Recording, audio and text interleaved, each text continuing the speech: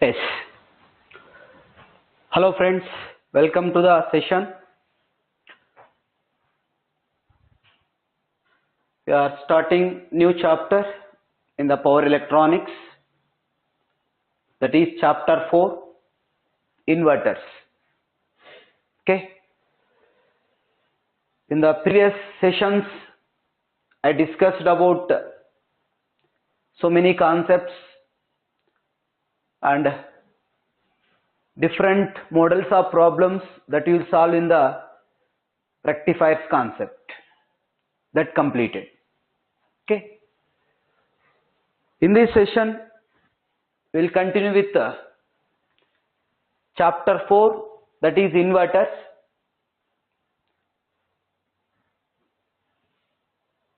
First, I will start with some introduction. Later on, we will go for according to syllabus. Whatever the concepts important, either GATE or IES or any PSUs, all those concepts later on I will cover. Okay. First, we will start with some introduction. Introduction in the sense, introduction of this chapter, inverters. We know that generation is in the form of AC. Most of the energy is generated in the form of AC. And most of the energy is utilized in the form of AC only. We are generating AC and utilizing is also AC. Then what is the need of these inverters? Inverters in the sense, it is a DC to AC converter. This is DC to AC converter. Yes, the DC to AC converter. What I am telling here, input is, that is generation is in the form of AC, utilization is also, most of the utilization is also in the form of AC. Then what is the need of implementing this DC to AC converters? DC to AC converters in the sense, inverters. But point to remember, the main motivation of implementing the inverters as an uninterrupted power supply. For uninterrupted power supply, for UPS application, this DC to AC converters are implemented. But after that, we have so many applications also there. But the main motivation of implementing the inverter for uninterrupted power supply, UPS application. Then nowadays or in future also, not only for UPS application, this inverters plays very important role in different applications. That means these inverters are used in UPS application, that is uninterrupted power supply, and these are also used for to control AC motors, mainly for induction motor. If you want to control that induction motor, these inverters are more preferable converter. And these are also used in the renewable energy sources like in solar and wind also. We know that solar energy is in the form of DC, that is solar batteries. If you want to utilize that battery, means in the form of AC, if you want to utilize means you must convert that DC to AC. If you want to convert that DC to AC means you must use the inverter. Not only for AC motor control, that is AC drives, not only for renewable energy sources, these are also used in reactive power compensation. In reactive power compensation application also, in power system, we are using. And to improve the stability margin of power system, or to improve the stability margin of transmission lines, then we are using this inverters. Like that, so many applications are there. These inverters at the end I will list out. This application of this inverter at the end only I will list out. But like that, this is the reason why these inverters are implemented. Even though generation is in the form of AC, even though utilization is in the form of AC, but in so many applications these inverters are required. That's the reason why these inverters are implemented. Yes. First, I want to define what exactly an inverter circuit. What is the function of this inverter? That means, what is the definition of the inverter means? It is a static power electronic circuit which converts DC to variable AC, which convert DC to AC. But that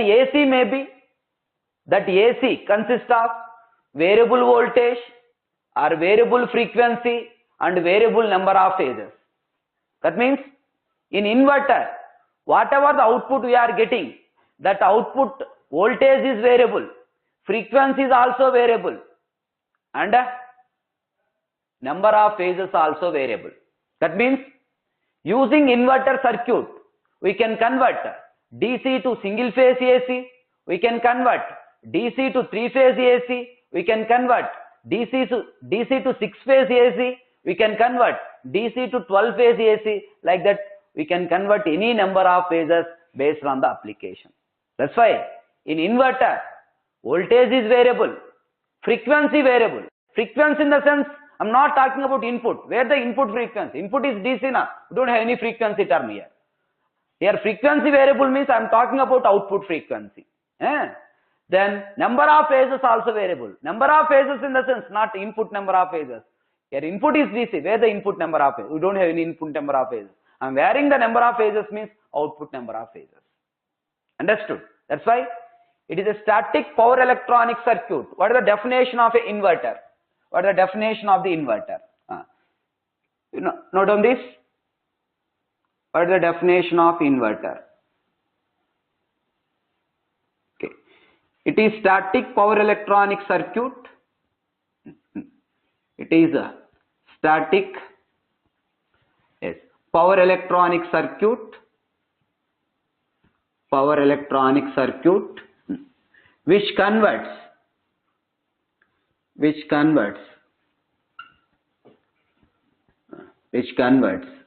DC to AC, or which delivers the power from DC to AC, with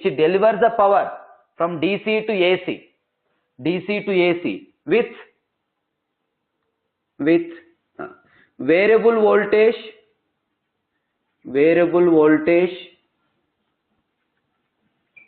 variable frequency,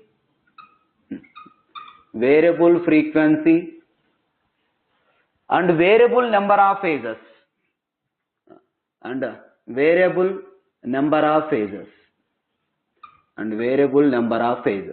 Like this, in inverter, I told already, voltage is variable, frequency is variable, number of phases also variable.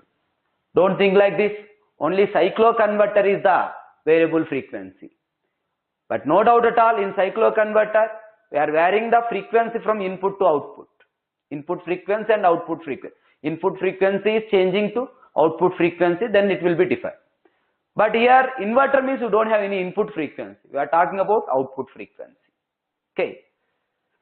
This is what is the definition of an inverter circuit. What is the function of inverter? It is a static power electronic circuit which converts DC to AC with variable voltage, variable frequency, and variable number of phases. Okay. But point to remember, the main motivation is for uninterrupted power supply. After that, this inverters plays very important role in so many applications that I told. But one of the more preferable converter for AC drives is inverter. But as compared to AC voltage control and cycloconverter also, for induction motor drives, the more preferable converter is inverter. The reason is, we can use AC voltage controller and cycloconverter also. But the problem with AC voltage controller and cycloconverter is, if you use that AC voltage controller or cycloconverter, for example, you want to control the induction motor. Okay. To control this induction motor, at the input side, we are using either AC voltage controller or cycloconverter. Assume that. To control this induction motor, at the input side we are using either AC voltage controller or cycloconverter. No doubt at all, by using AC voltage controller, we can control the speed of induction motor by controlling the voltage. By using cycloconverter, we can control the speed of the induction motor by varying the voltage or frequency. But the problem with AC voltage controller or cycloconverters is more number of harmonics are introduced into the motor. This converters introduces more number of harmonics into the motor. Because of those harmonics enter into the motor, the copper losses are increases, then there is a heating effect, then windings may be damaged. That is the problem with the AC voltage controller or cycloconverter. We know that in electrical missions, in the study of electrical missions, you are studied in the induction missions about harmonics. There existed two types of harmonics in induction motor. One is time harmonics and other one is space harmonics. Yes or no? Yes? Space harmonics are mainly due to irregular air gap or due to slots. That is the main reason for space harmonics. Then what is the reason for time harmonics introduced in the induction motor? Due to converters.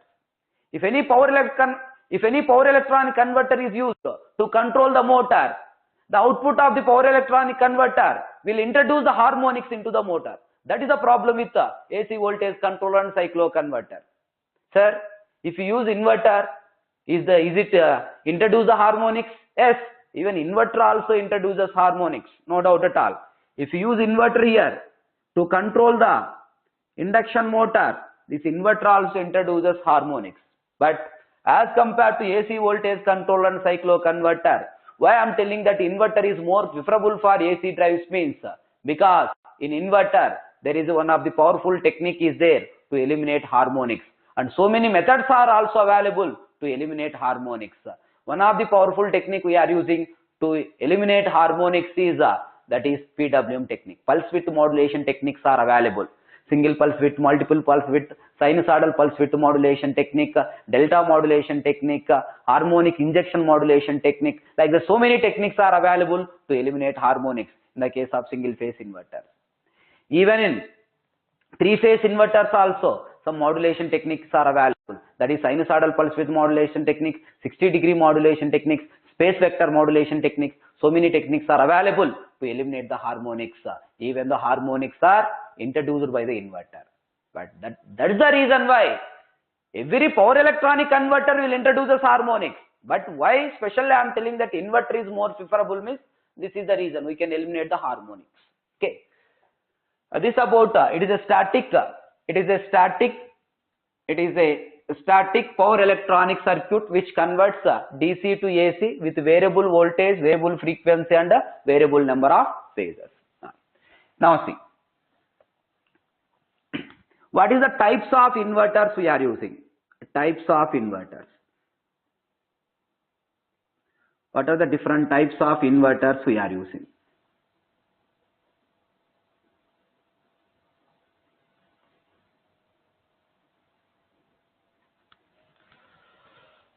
Yes. In general, the inverters are broadly classified into one is, this is the first classification, line commutated inverter, line commutated inverters.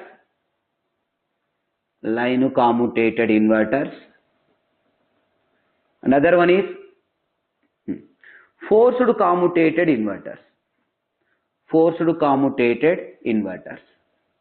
This is the first classification. This is generalized classification.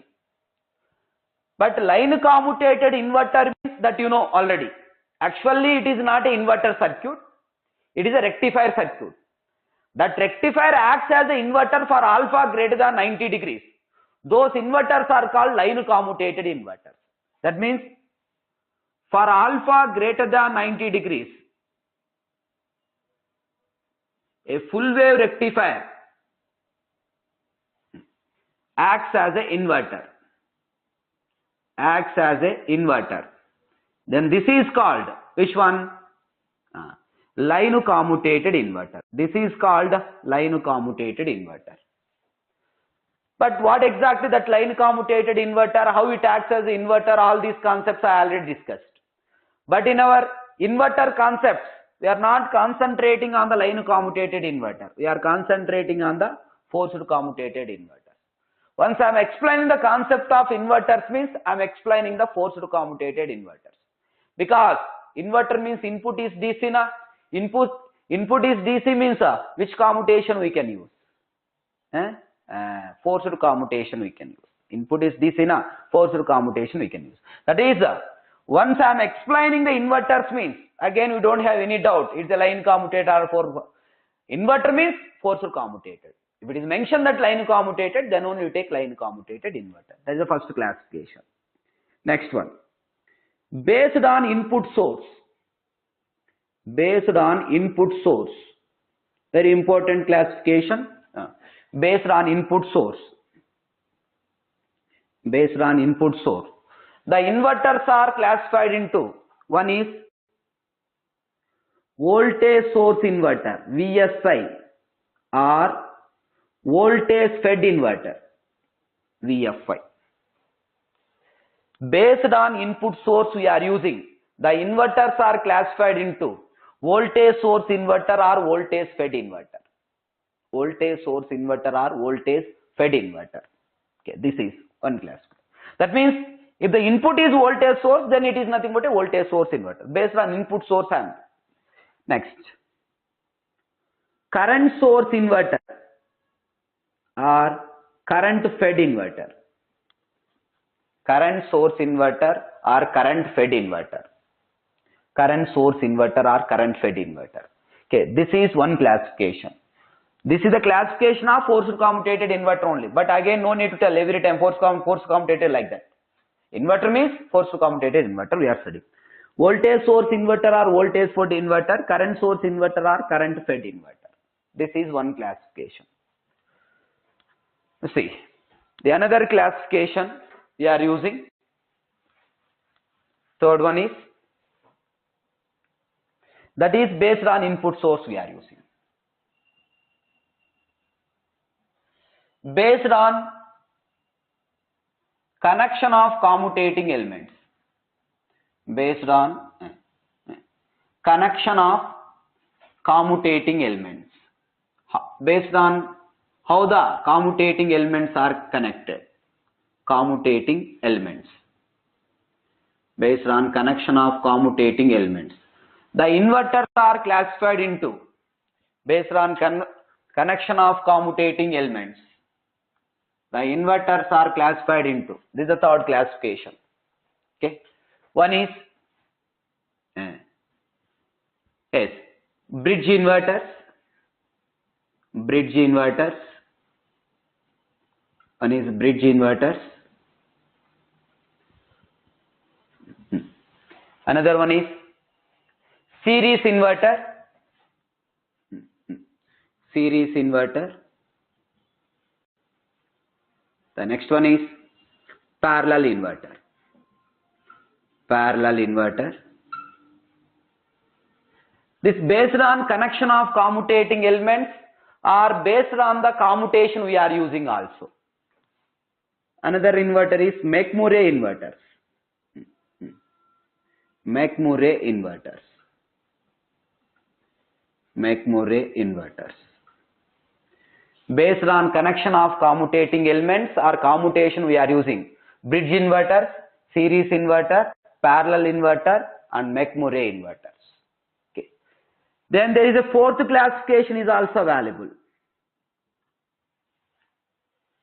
Based on output number of phases. Based on output number of phases. Output number of phases. Then the inverters are classified into, one is single phase inverter, another one is three phase inverters.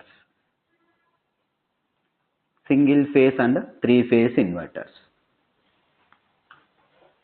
Next, fifth classification. Based on output wave shape. Based on output wave shape. Based on the type of wave shape we are generating. The inverters are classified into, one is square wave inverters, square wave inverter. Another one is quasi square wave inverters, quasi square wave inverters, quasi square wave inverters. Next,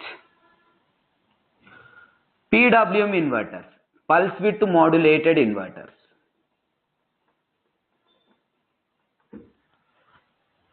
Like this, we are implementing so many types of inverters based on the application. But according to GATE syllabus, it is mentioned that single phase, 3-phase bridge inverters. Single phase bridge inverter in square wave or quasi square wave or PWM.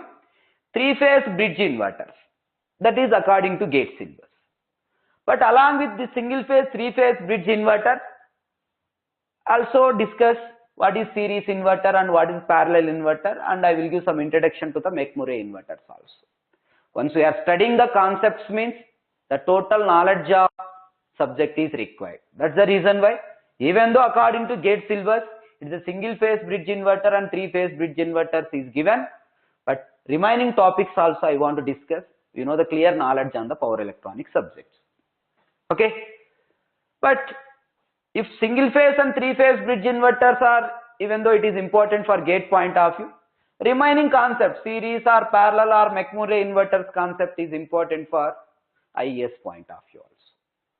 Okay, before starting with the bridge inverters, first I want to discuss what is the differences between voltage source inverter and current source inverter. This knowledge is required. The difference between voltage source inverter and current source inverter knowledge is required in the analysis of inverter circuits. Throughout analysis of inverter circuit, these basics we can apply. And based on this concept, already questions are framed in all the competitive exams. Okay. First I will start with VSI versus CSI. What is the differences between voltage source inverter and current source inverter? Then later on you go for the different types of the inverter circuit. This basic knowledge is required to understand the remaining concepts. Okay, understand? Quick, note down.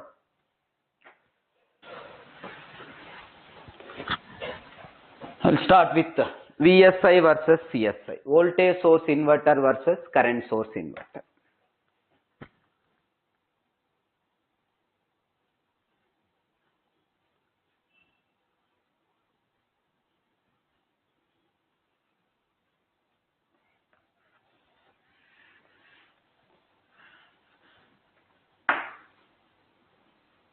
Voltage source inverter and current, the differences between VSI versus CSI. For that, in one side we can write VSI, voltage source inverter or voltage fed inverter.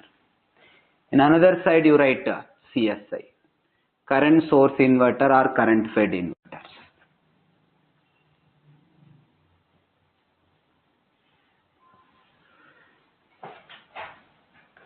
Yes, I am explaining the difference between VSI and CSI. Yes. One difference is in the representation. This is a representation of voltage source inverter.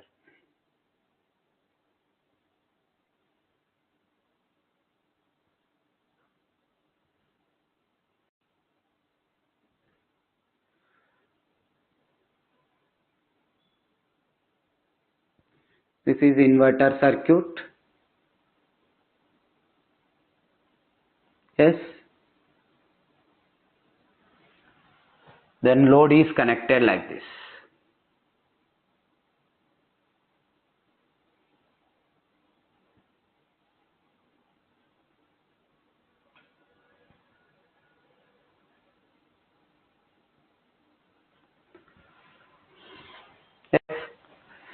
Then the representation of CSI.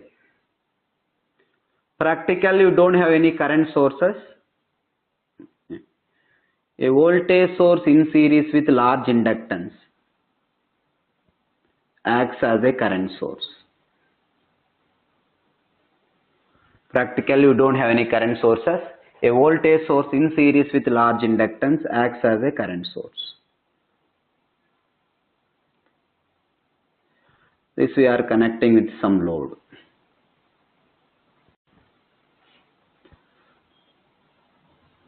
So this is inverter circuit now.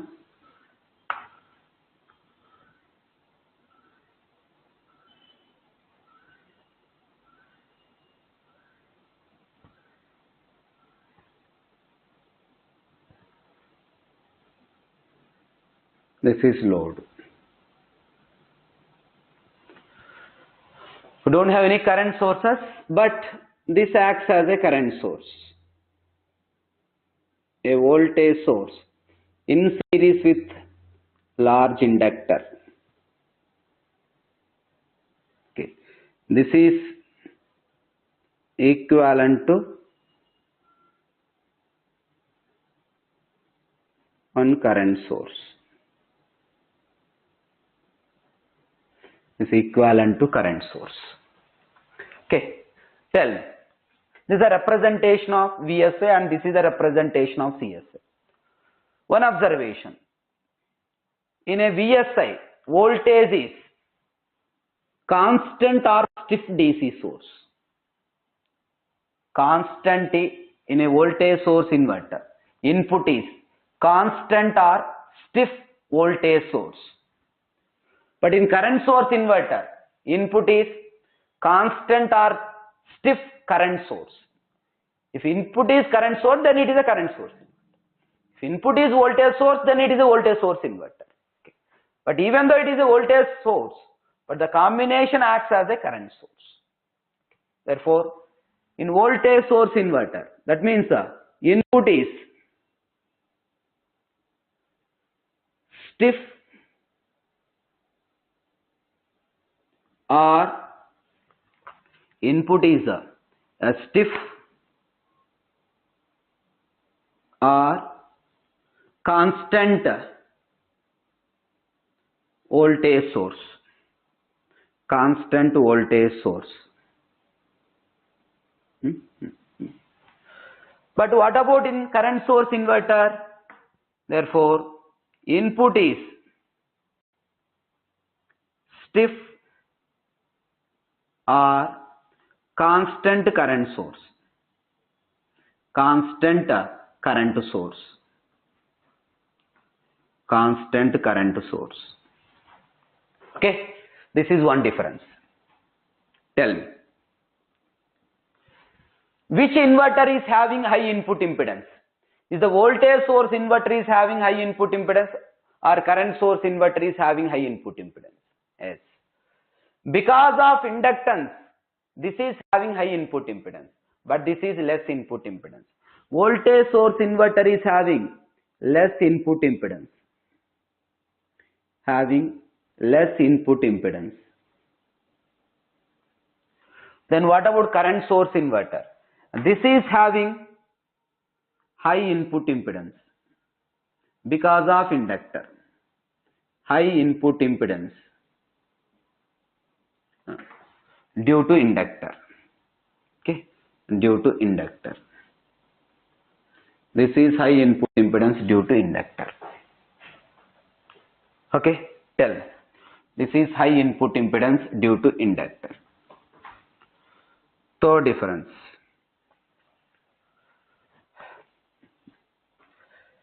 We know that in general the operation and the circuit representation, all this later on will give. Just for understanding I am giving this point. Listen please. Generally inverter means it consists of some switch arrangements like this. The inverter is having some switch arrangements. The circuit, let us assume that it is having the 4 switches. Here we are connecting some load inverters. This is a representation of full bridge inverter. Later on in detail that I will explain. Just for understanding I am drawing here. This point you want to understand, that's why I am trying. Actually, this is represented as S1, this is S3, this is S4, this is S2. The switches are arranged in order to convert DC to AC. We can operate these switches in such a way that we want to convert this DC to AC. If you want to convert DC to AC means the operation of inverter is like this only. We can turn on S1, S2, S3, S4, S1, S2, S3, S4. If you turn on like that only, then DC is converted into AC. By mistake, if two switches in one leg is triggered at a time, if you want to convert DC to AC in this inverter circuit means operate S1, S2, S3, S4, then only DC to AC is converted. That you will see in the operation also. Now what I am telling here, by mistake, instead of triggering of S1, S2, if two switches in one leg is triggered at a time, if S1, S4 is triggered or S2, S3 is triggered, then current will not enter into the load. Then source is short circuited. That means two switches in one leg is triggered at a time in the case of any inverter circuit. There is a possibility of short circuit fault through the source. A short circuit fault through the source is called shoot-through fault. If any short circuit fault is occur through the source, that is called shoot-through fault.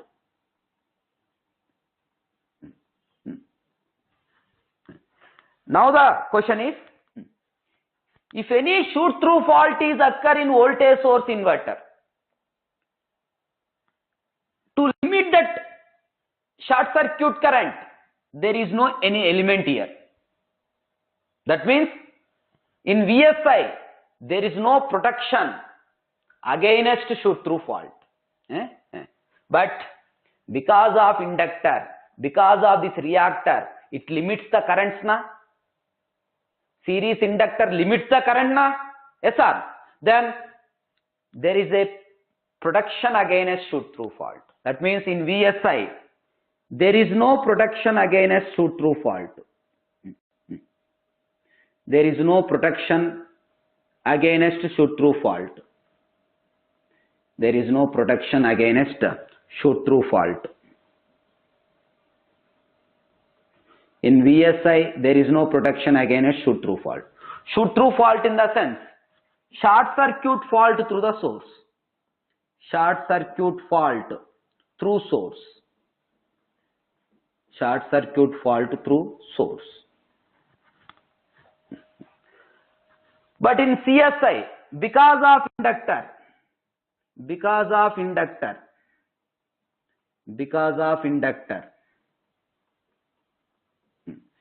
there is a protection against shoot-through fault. There is a protection against shoot-through fault. There is a protection against shoot-through fault. Against shoot-through fault. That's why shoot-through fault protection is provided in CSI only. Inherent protection is there due to inductor. Yes. Another important observation. Listen please. During the operation of inverter circuit, for example, I am giving 100 volts DC. What do you mean by operation of inverter? S1, S2 on, S3, S4 is on. If S1, S2 is on, this 100 volts will appear like this. If S3, S4 is on, but this 100 volts will appear like this. That means, based on switching operation, load is subjected to unidirectional or bidirectional. Bidirectional. If the load is subjected to bidirectional voltage means, then we are converting DC to AC. But now the question is, for example, I am connecting R load. We are giving 100 volts. If S1, S2 is on, let voltage across the resistor is 100 volts. Now this 100 volts will appear here. S1, S2 is on, this is connected across this. Okay, instead of R load, I connected RL load. Now I turn on S1, S2. Now what is the voltage across SCR? Sorry, what is the voltage across RL load? Is it greater than 100 volts? Is it less than 100 volts? No, it is 100 volts only. We are giving fixed DC, but that fixed DC is connected across load only. It will not increase, it will not decrease. Whatever the voltage we can give, that voltage only will appear across the load. But it may be positive or negative based on the switching operation. Understood? And that means in a voltage source inverter, whatever the load you can connect, it may be R load, RL load, RLC load, XL greater than XC, XC greater than any load you can connect. Output voltage waveform and amplitude independent of load parameters because we are giving fixed DC. Understand? Whatever the voltage is there, that voltage only will appear across the load. Based on the load parameter, that 100 volts will not become 150, that 100 volts will not become 50 volts now. Understood? Therefore, in VSI, very important, in VSI, output voltage, amplitude and waveform. Output voltage, amplitude and waveform. Output voltage, amplitude and waveform independent of load parameters. Okay, independent of load parameters. But which depends? Current is changes. R load we can get one current, RL load we can get another current, RLC load we can get another type of current. Output voltage, amplitude and waveform independent of load parameters in VSI. Load parameters. But output current depends on load parameters. Depends on load. But output current depends on load parameters. But what about in CSI? Exactly opposite na. Current source inverter means we are giving constant current of 100 amperes, for example. We are giving constant current of 100 ampere means if S1, S2 is on, this 100 amperes of current is flowing like this. If S3, S4 is on, 100 amperes of current is flowing like this. Same direction. If S1, S2 is like this, S3, S4 is like this, then source is the load is subjected to bidirectional current. Based on the load, for example, here I am giving constant 100 amperes. I am connecting R load. The current is 100 amperes. Constant 100 amperes. I am connecting RL load. Is it 100 amperes? Whatever the 100 amperes we are giving, is it becomes 150? Is it become 200 amperes? No, because we are giving the constant current. Understood? That means in current source inverter, current waveform and amplitude independent of load. But which changing? Yes, voltage is changing because current into that impedance will be changes. Okay. That means in CSI, output current, amplitude and waveform. Output current, amplitude and waveform. Amplitude and waveform. Independent of load parameters. Independent of load parameters. Independent of load parameters. Yes, but output voltage depends on load parameters. Depends on load parameters. Depends on load parameters. Clear? Understand? Okay. Let's see VSI versus CSI. We'll see the another difference.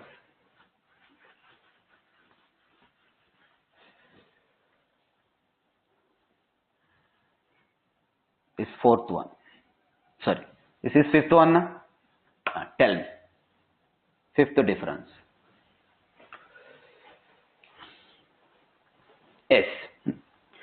That means in a voltage source inverter, based on the load current is changing. That means in RL load, lagging current. In RC load, leading current. In RLC XL greater than XC, lagging current. Because of lagging and leading currents in the circuit, to carry those currents, in the case of voltage source inverter, it requires feedback diodes, but except R load. How that feedback diodes will work, what the purpose of that feedback diodes, all these concepts I will explain in the operation.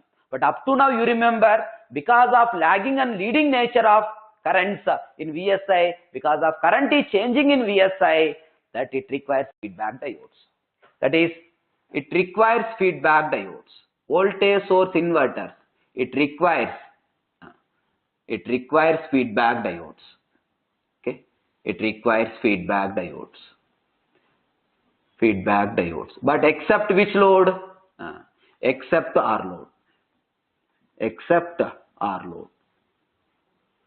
But what about in current source inverter? This is VSI. Okay, this is CSI. But what about in current source inverter? Yes, no need of feedback diodes for any load, because output current independent of load parameters. No need of feedback diodes. Sir, why I am telling that except R load here? Because in R load, always voltage and currents are in phase. Okay, no need of any feedback. No need of feedback. No need of feedback for any load.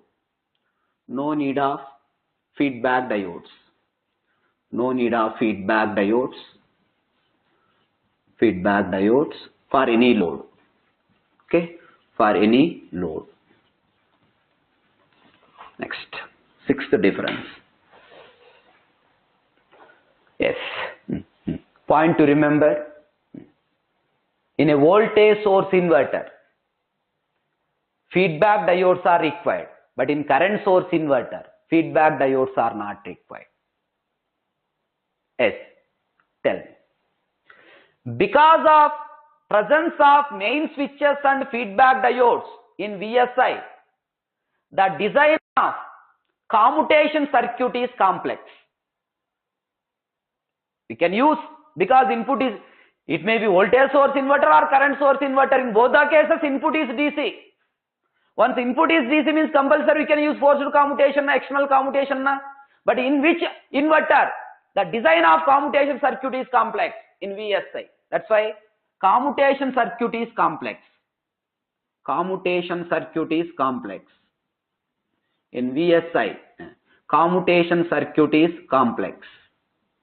But what about in CSI? It requires simple commutation circuit. Simple commutation circuit. Simple commutation circuit. It requires simple commutation circuit. Yes, another difference. The point to remember, this voltage source inverters are used for multi-drive control. But these current source inverters are used for single drive control. Because polarity is changing in the case of voltage source inverter, that you can usually use it for multi. At a time you can control the more number of motors. These are used for multi-drive control. Multi-drive control. Multi-drive control. But current source inverters are used single drive control. At a time it is used for single drive control. Okay. Single drive control. Another difference. Voltage source inverters is not used for regenerative applications. Not used for regenerative. Not used for regenerative. But these are used for regenerative. Used for regenerative.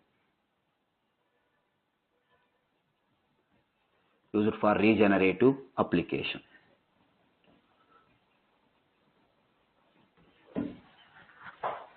Yes. Another difference you concentrate. This VSI, CSI, ninth one. The point to remember, what type of switches are used in VSI? That means we can use BJT, MOSFET with body diodes, and you also prefer, sometimes you also prefer with thyristors and GTO also. Then which devices are used as a switches? That means which devices are used as a switches? Because here bidirectional flow is required. Bidirectional flow is required means we can use bidirectional flow is required means we can use SCR, GTO, BJT, MOSFET with anti-parallel diodes. With anti-parallel diodes. With anti-parallel diodes. BJT, MOSFET, IGBT also. With anti-parallel diodes. Used as a switches. Used as a switches. Means the switches used in VSI having unipolarity,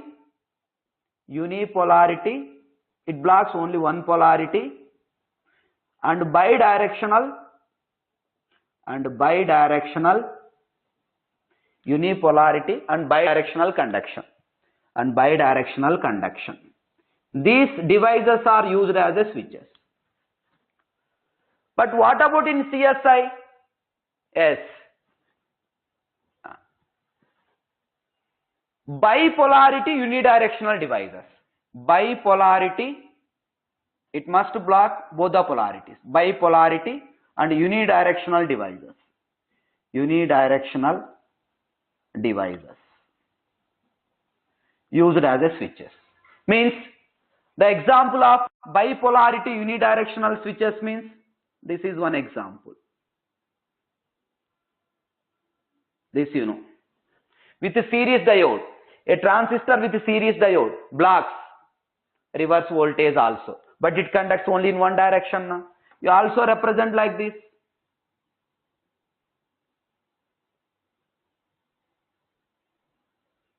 This is also used. That means the devices which blocks bipolarity,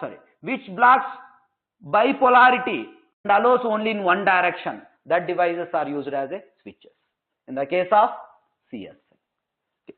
The last point to remember, where the voltage source inverters are we are using means this VSI is more preferable with less input impedance and high output impedance. These are used with less input impedance and high output impedance because voltage source inverters are having less input impedance. But what about current source inverters used with high input impedance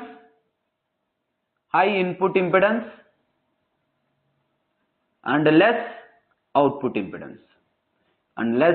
impedance Okay.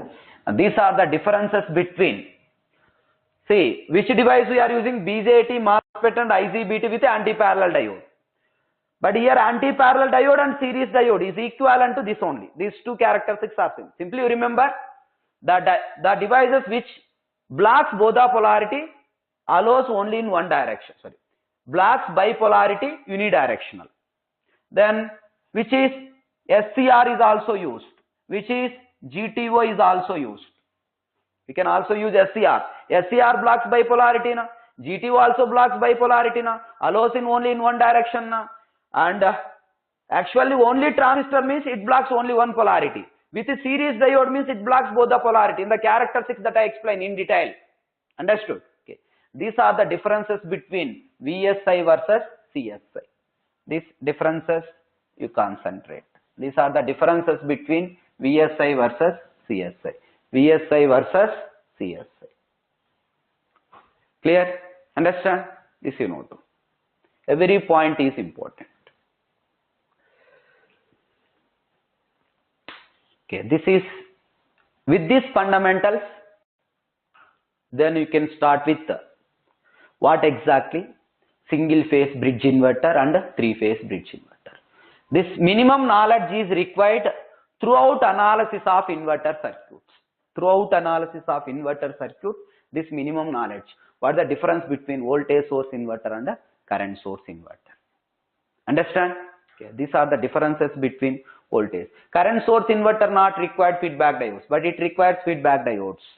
Okay. Commutation circuit is complex, simple commutation circuit, multi-drive control, single drive control, not used for regenerative, but CSI is used for regenerative applications. Then, which devices are used as a switches? Having unipolarity and bidirectional conduction is used as a switches. Having bipolarity, unidirectional conduction, unidirectional devices is used as a switches. These are bipolarity and unidirectional devices. Then where these are suitable? This VSI is suitable with used with less input impedance and high output impedance. But current source inverters are suitable with high input impedance and less output impedance. Clear? Understand? Okay. This you concentrate. This is some introduction and what is the differences between VSI versus CS.